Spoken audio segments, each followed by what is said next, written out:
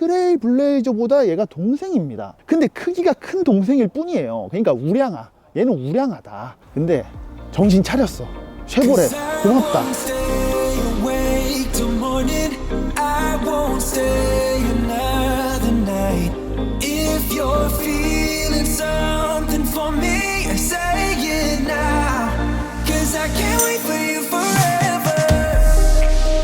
네, 안녕하세요, 빅필입니다. 오늘도 솔림이 없습니다. 근데 저한테 엄청난 차를 제보를 해줬습니다. 쇼카님 감사합니다.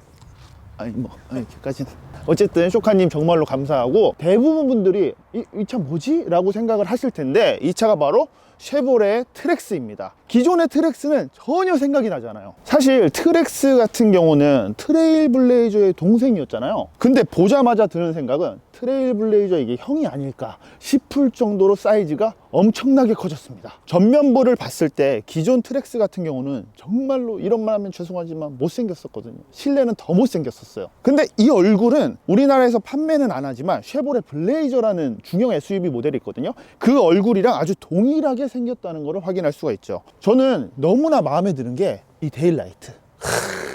이게 도대체 소형 SUV 맞습니까? 쉐보레는 당연히 이중 그릴을 채택을 하잖아요. 이중 그릴이 얇게 돼 있으니까 마치 그랜저처럼 데일라이트가 쭉 연결된 듯한 그런 느낌까지 들어요. 그리고 이 차량의 트림은 총 3가지가 나옵니다. LTRS 액티브 모델이 풀옵션, 그렇기 때문에 보타이도 블랙으로 돼 있죠. 그리고 액티브 모델의 특징은 약간 그 오프로드 감성, 그거를 만들기 위해서 이게 스키드 플레이트까지 장착이 되어 있습니다. 그리고 또한 액티브 모델은 여기 루프렉까지 추가가 된다는 점. 그래서 만약에 구매를 하실 분들은 무조건 액티브 모델이 정답입니다. RS 모델 같은 건 여기 약간 이상한 그 매기 수염 같은 크롬이 있거든요. 저는 그거 별로예요. 이 트랙스 같은 경우는 우리나라에서 직접 개발하고 디자인하고 생산까지 직접 하는 차량입니다. 창원에서 생산이 되는데, 근데 이상하게도 우리나라 실정과 안 맞게 호박등이 들어가 있죠. 이 말은 뭐냐?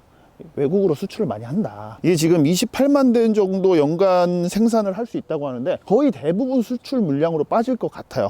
근데 우리나라에서 좀 많이 팔아줬으면 하는 바람입니다. 왜냐면 아니 이 경쟁 모델급에 비해서 너무 커요 진짜. 이 차량은 또 액티브 트림이기 때문에 무려 19인치 휠이 적용이 됩니다. RS 트림 같은 경우는 18인치 휠이 적용이 되고요, LT 모델 같은 경우는 17인치 휠이 적용이 되니까 기아의 그래비티 트림처럼 약간 이렇게 블랙으로 러기드한 느낌이 너무나 잘 어울리는 것 같아요.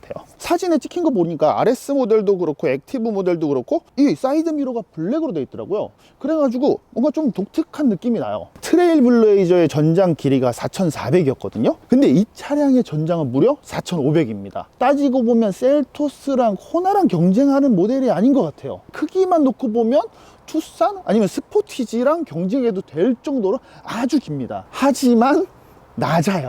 이게 SUV스러우면서도 세단스러우면서도 정말로 CUV 형태? 그런 느낌이 갖고 있어서 지금까지 보지 못했던 약간 묘한 매력이 있어요. 그리고 휠 베이스가 무려 2,700이나 됩니다. 그러니까 와, 2열 실내 공간이 미쳤어요. 이게 과연 소형 SUV가 맞나? 이 차량의 매력은 뒷모습이에요. 사실 리어램프의 디자인을 보면 약간 호불호가 엄청 강해요.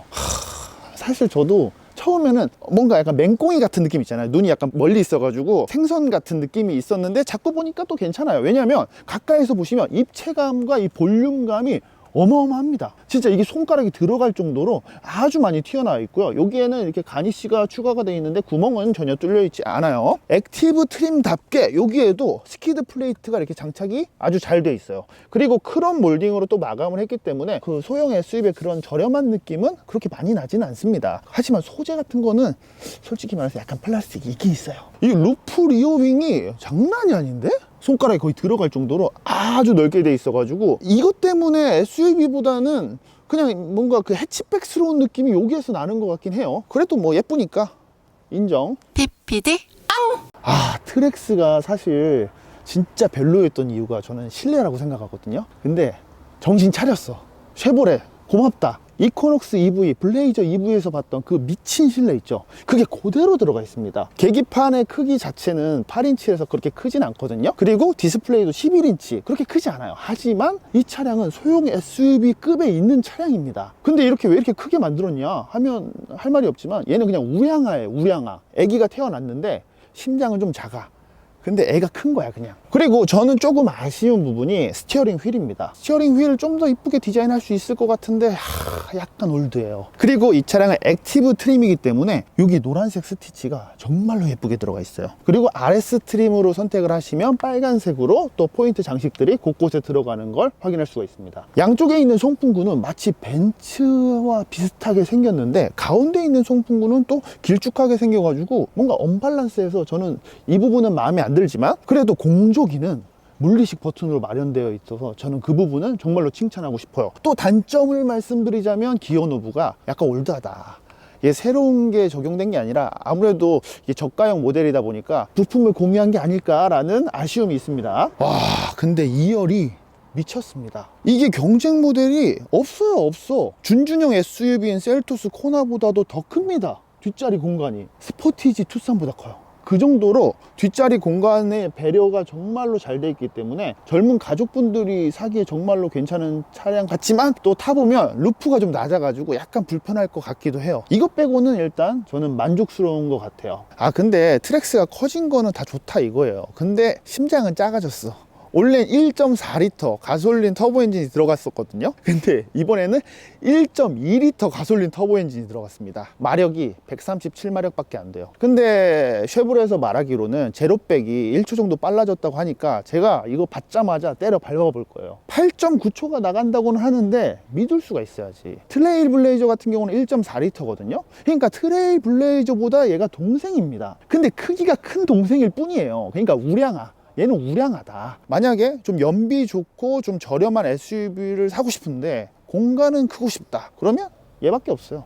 진짜 많은 분들이 가장 궁금해 하시는 게 가격이 아닐까 싶어요. 일단 액티브 트림 같은 경우는 풀옵션이잖아요. 그래서 3천만 원 초반부터 중반까지 갈 것 같고요. 그 다음에 가장 낮은 트림인 LT 트림 같은 경우는 한 2,500만 원 선부터 시작이 될 거라고 예상이 되니까 저는 가성비 있는 LT 트림 추천해 드리고 싶어요. 다음에는 꼭 솔림과 함께 나오도록 하겠습니다. 네, 지금까지 BPD였습니다. 감사합니다.